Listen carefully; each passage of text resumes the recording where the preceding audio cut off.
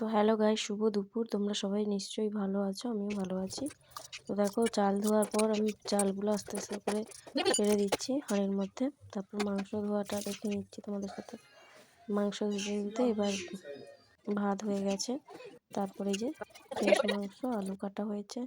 মা পেঁয়াজ কাটতে বসছিল, কাটতে কাটতে রান্নাও হয়ে গেল পেঁয়াজ কাটার, পেঁয়াজের জালে। তারপরে যে মশলাগুলো দেখছো তোমরা এক এক করে, তারপরে এটা হচ্ছে আদা, রসুন, কাঁচা লঙ্কা, শুকনো লঙ্কা, জিরে, ধনেপাতা, এলাচ সব কিছুই আছে মোটামুটি, তেজপাতা।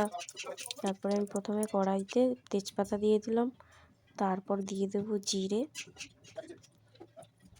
না সরি, তারপরে গরম মশলাটা দেবো, তারপরে দেবো জিরে, শুকনো লঙ্কা, জিরে দিয়ে দিয়েছি।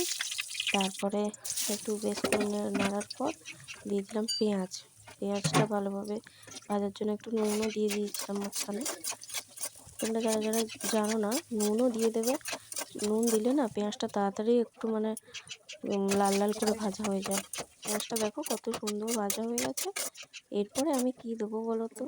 এরপরে দেবো এই যে রসুন বাটা দিলাম, তারপরে দেবো আদা বাটা। একটু ভালোভাবে নাড়াচাড়া করে নিতে হবে হালকা আঁচে, যেহেতু গ্যাস বাড়ালে কিন্তু পুড়ে যাবে। তারপর হলুদ, লঙ্কা গুঁড়ো দিয়ে দিলাম, ভালো করে নাড়াচাড়া করে দিয়ে দিলাম মাংস। মাংসটা একটু তোমরা প্রয়োজন মতো নুন দিয়ে দেবে। আমি যেহেতু নুন দিয়েছিলাম আর দিইনি, একটু নাড়াচাড়া করে নিলাম। কষানোর পর তোমাদের ফাইনাল লুক এবার দেখাচ্ছি। জাস্ট ওয়াও হয়েছিল, কি বলবো, খেয়ে সবাই বলছে।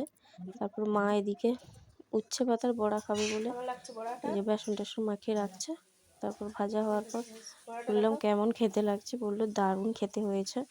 এই যে খাওয়া শেষ। এই যে দেখো উচ্ছে পাতার বড়া, ভালো করে একটু না ভাজলে নয়। তারপরে এই যে ফাইনাল লুক চিকেনের, জাস্ট ওয়াও হয়েছিল বললাম না। তারপরে যে মাকে এখন খেতে দিয়ে দেবো। মা কিন্তু আজকে ক্যামেরা ধরেছে, মাকে বললাম তুমি ঠিকঠাকভাবে কিন্তু ধরবে, তো মা তাই ধরলো ক্যামেরাটা। তারপরে আমি লেবু, বড়া এসব দিয়ে দিয়েছিলাম। তারপরে মাংস আনতে গেছিলাম, এই যে মাংস। তারপর মাকে বললাম খেতে। আমাদের রবিবারে শাক হয় স্পেশালি, কিন্তু আজকে আর করাটা হয়নি আর কি, শাকটা আর হয়ে ওঠেনি করা। কলমি শাক ভালো লাগে না বলে আর খাইনি। এই যে